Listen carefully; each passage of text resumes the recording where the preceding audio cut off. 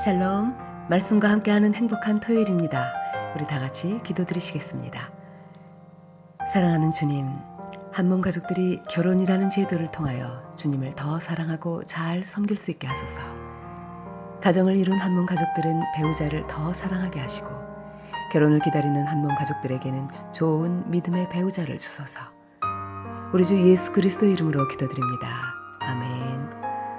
오늘 우리에게 주시는 하나님의 말씀은 고린도전서 7장 25절부터 40절까지입니다.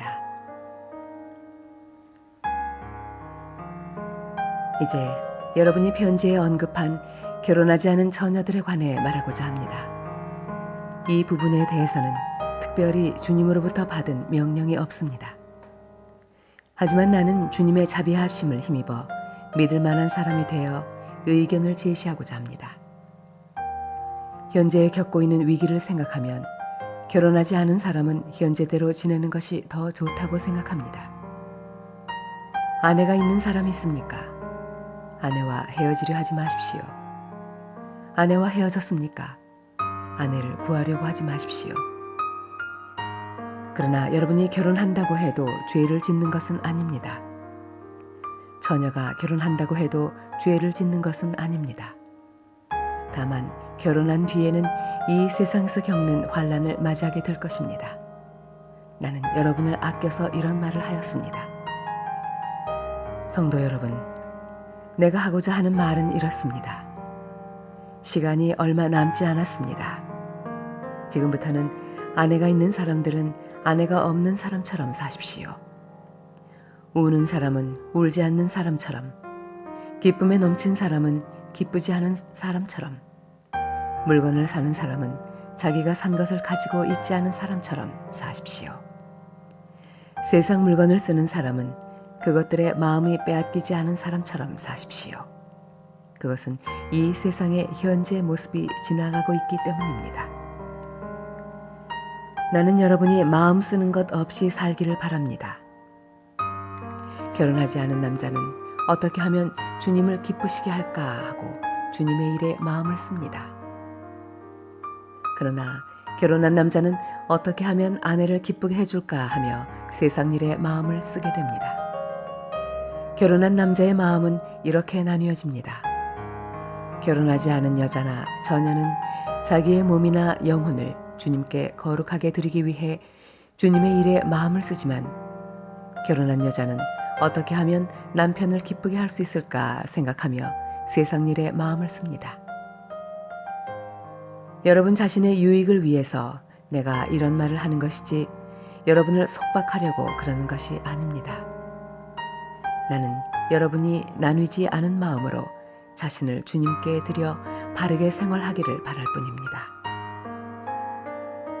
어떤 남자에게 약혼한 여자가 있는데 자기가 그 여자에게 적절하지 못하게 행동하고 있다는 생각이 들고, 더욱이 약혼녀가 혼기를 지날 만큼 나이가 들게 되어 여자와 결혼해야 할 것 같다고 판단된다면 원하는 대로 행하십시오.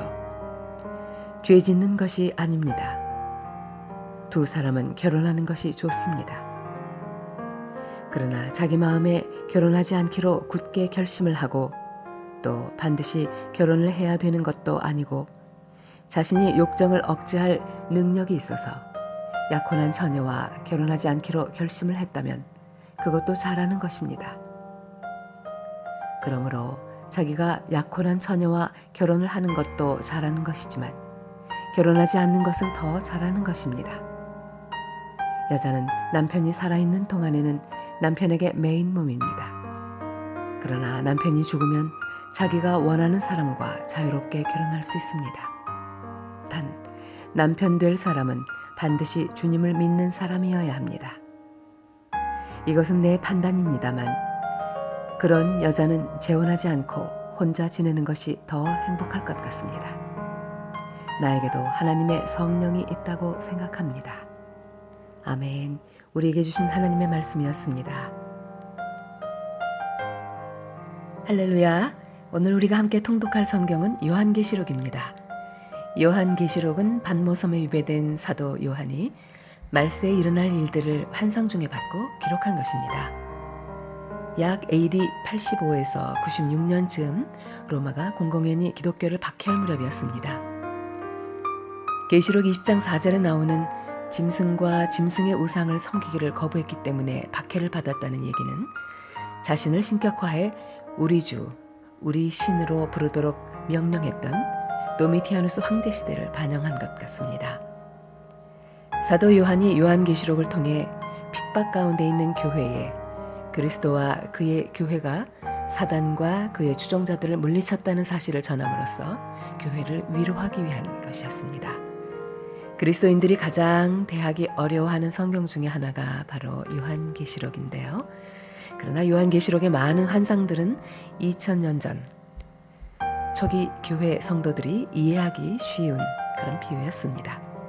고난의 현장 속에서 신앙을 포기하고 배교의 길로 돌아서는 사람들이 늘어나고 있는 위기의 상황 가운데 요한계시록의 말씀은 현재의 고난을 인내하며 기다리는 자에게 궁극적인 소망이 있다는 것이었습니다. 만왕의 왕 예수 그리스도의 최후의 승리를 그리고 있는 요한계시록, 우리 함께 읽어볼까요? 아래 플레이 버튼을 눌러주세요.